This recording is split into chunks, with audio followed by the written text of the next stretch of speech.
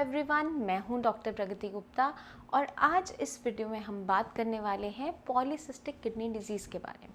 Polycystic kidney disease आखिर बीमारी क्या होती है, किस वजह से ये देखने को मिलती है, क्या सिम्टम्स पाए जाते हैं और सबसे ज़्यादा ज़रूरी बात ये है ये इनक्योरेबल दिखने वाली बीमारी कैसे हम साई संजीवनी में मैनेज करते हैं। क्योंकि आप सभी जानते हैं पॉलीसिस्टिक किडनी डिजीज़ एक ऐसा जेनेटिक डिसऑर्डर होता है जिसके अंदर आपकी किडनी के ऊपर मल्टीपल सिस्ट तैयार होनी शुरू हो जाती है।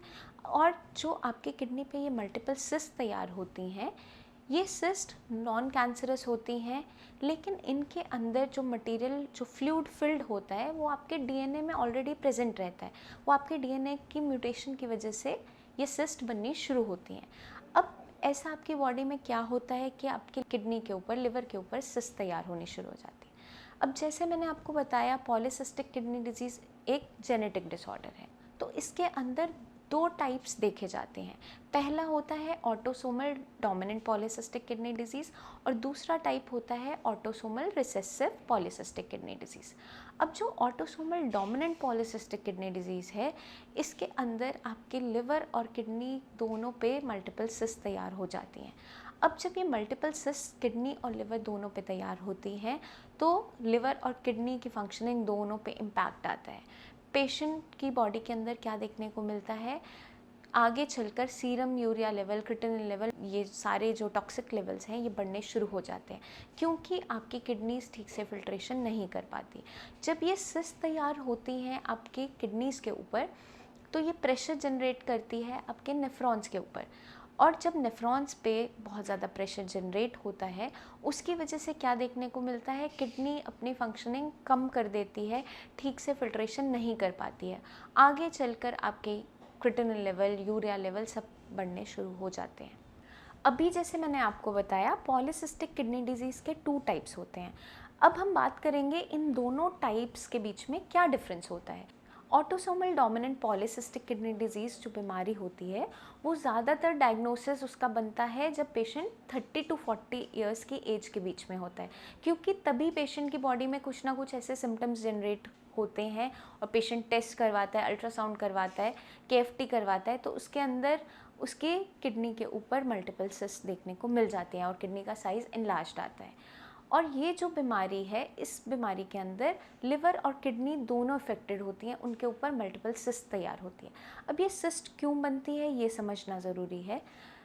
जब भी autosomal dominant polycystic kidney disease किसी को होता है, उस पेशेंट के अंदर उसके जो पेरेंट्स रहे होंगे, उसके जो दोनों पेरेंट्स हैं उनमें से कोई एक इस बीमारी से सफ़र ज़रूर कर रहा होता है। उसकी या तो हिस्ट्री पेशेंट को पता होती है या कभी कभार नहीं पता होता कि पेरेंट के अंदर भी ये बीमारी थी, क्योंकि कोई सिम्टम्स आए नहीं या लेटर एज में आए होते हैं तो पेशेंट को क्लियर नहीं होता उसके बारे में। बट ज़्यादातर केसेस के अंदर जो दोनों पेरेंट्स में से एक जो पेरेंट है वो डेफिनेटली इस बीमारी से सफ़र कर रहा होता है, तब भी प्रोजेनी में आगे बच्चों में ये बीमारी होने के चांसेस ज़्यादा होते हैं। तो autosomal dominant polycystic kidney disease का जो डायग्नोसिस है वो क्लियर होता है एक अल्ट्रासाउंड और आपके केएफटी के साथ। अब हम बात करेंगे autosomal recessive polycystic kidney disease के बारे में। ये जो बीमारी है ये अर्ली चाइल्डहुड से देखने को मिल जाती है या फिर एडोलेसेंट एज में ये देखने को ज़रूर मिल जाती है। इस बीमारी के अंदर आपकी किडनी के ऊपर मल्टीपल सिस्ट तैयार हो जाती हैं जिसकी वजह से आपकी किडनी की फिल्ट्रेशन कम होनी शुरू हो जाती है। और इस बीमारी के अंदर जो आपके दोनों पेरेंट्स थे, ज़रूरी नहीं है वो इस डिज़ीज़ से सफ़र कर रहे हों, ज़रूरी नहीं है आपके पेरेंट्स को ये पॉलीसिस्टिक किडनी डिजीज़ हो। वो या तो आपके दोनों पेरेंट्स या फिर दोनों में से कोई एक पेरेंट कैरियर रहता है इस बीमारी का, क्योंकि उनकी जो फैमिली थी उसमें किसी को पॉलीसिस्टिक किडनी डिजीज़ की दिक्कत रही होगी और आगे ये जीन्स के साथ उनके अंदर आ जाती है। बट वो इस बीमारी से सफ़र नहीं करते, आगे चलकर आपके अंदर ये बीमारी देखने को मिलती है क्योंकि जो पेरेंट्स थे वो कैरियर थे इस बीमारी के, उन्हें ये बीमारी नहीं होती है। तो अब आप क्लियर हो गए होंगे autosomal dominant polycystic kidney disease क्या है और autosomal recessive polycystic kidney disease क्या है। अब हम बात करेंगे इस बीमारी के सिम्टम्स के बारे में। सबसे पहला सिम्टम जो देखने को पेशेंट के अंदर मिलता है वो होता है प्रोटीन लॉस, क्योंकि किसी भी किडनी फेलियर के टाइप के अंदर सबसे पहला जो सिम्टम ज़्यादातर देखने को मिलता है वो होता है प्रोटीन लॉस। प्रोटीन लॉस जब बहुत लंबे टाइम से हो रहा होता है तो आगे चलकर आपकी किडनी बहुत ज़्यादा डैमेज में चलती चली जाती है और आपके यूरिया लेवल्स, क्रिएटिनिन लेवल्स सब बढ़ने शुरू हो जाते हैं। सेकंड सिम्टम जो देखने ज़्यादातर पेशेंट के अंदर देखने को मिलता है वो होता है हाई ब्लड प्रेशर, और साथ के साथ पेशेंट के एब्डोमेन में, पीठ के पीछे पेन होना शुरू हो जाता है, बहुत ज़्यादा दर्द होता है, हाई ग्रेड फीवर बना रहता है, बहुत हाई फीवर भी देखने को मिल सकता है। और साथ के साथ कुछ पेशेंट्स के अंदर जब ये सिस्ट्स बर्स्ट हो जाती हैं, ये सिस्ट फट जाती हैं, तो यूरिन के अंदर ब्लड देखने को भी मिल जाता है। और ये जो सारे सिम्टम्स हैं ज़्यादातर पॉलीसिस्टिक किडनी डिजीज़ के पेशेंट्स के अंदर देखने को मिल जाते हैं।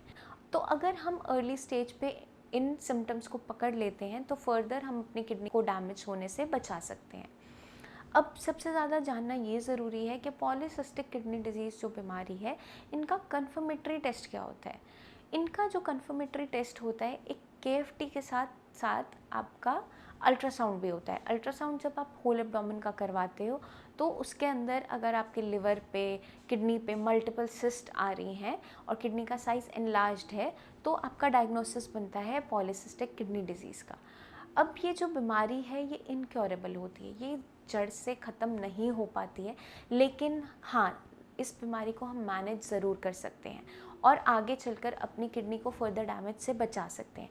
वही काम करता है साई संजीवनी। साई संजीवनी के अंदर जब भी कोई पेशेंट आता है तो सबसे पहले हम उसका डायग्नोसिस तैयार करते हैं, किस वजह से उसकी किडनी फेल हो रही है, किस वजह से उसकी जो क्रिएटिनिन लेवल है, यूरिया लेवल है वो बढ़ रहे हैं, उसका डायग्नोसिस तैयार किया जाता है।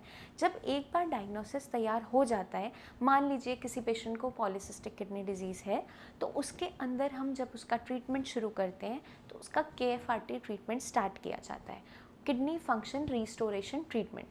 उसके साथ साथ अब किसी पेशेंट को अगर पॉलीसिस्टिक किडनी डिजीज़ है तो KFRT ट्रीटमेंट के अंदर हमें उसके सिस्ट के लिए भी ट्रीटमेंट देना ज़रूरी हो जाता है, क्योंकि अगर हम सिस्ट के लिए कोई ट्रीटमेंट नहीं करेंगे तो फर्दर आपकी किडनी डैमेज की ओर बढ़ती चली जाती है। तो आपके KFRT ट्रीटमेंट के साथ साथ आपके सिस्ट का भी ट्रीटमेंट किया जाता है, और ये सिस्ट जड़ से ख़त्म नहीं होती, लेकिन हम इनकी प्रोग्रेशन को रोक सकते हैं। जैसे ये सिस्ट बनती चली जा रही हैं तो उन्हें हम रोक सकते हैं कि आगे चलकर और सिस्ट तैयार ना हो और उनका साइज़, जो सिस्ट ऑलरेडी प्रेजेंट है उनका साइज़ छोटा होना शुरू हो जाए। तो हम अपने हर एक पेशेंट को बोलते हैं कि आपको एवरी 3 मंथ्स में अपना अल्ट्रासाउंड भी करवाना है, क्योंकि मंथली बेसिस पे उनका KFT तो चलता ही रहता है। उसके साथ साथ जो अल्ट्रासाउंड आपको करवाना होता है, एक बिफोर द ट्रीटमेंट आपको करवाना होता है और एक 3 मंथ्स बाद। तो 3 मंथ्स के अंदर कुछ छोटे छोटे चेंजेस उनके सिस्ट के साइज़ के अंदर दिखने को मिल जाते हैं, और जो क्रिएटिनिन लेवल जिन पेशेंट्स के बढ़ रहे होते हैं उसमें relief initially with in 15 days, 1 month में चेंजेस दिखने शुरू हो जाते हैं। पेशेंट का प्रोटीन लॉस कम होना शुरू हो जाता है, जिसके अंदर प्रोटीन लॉस हो रहा होता है। ये सारा का सारा मैनेजमेंट किया जाता है साई संजीवनी में। आपको एक इस तरीके की डाइट दी जाती है जो आपको मदद करती है आपके लेवल्स को कंट्रोल करने में, मैनेज करने में।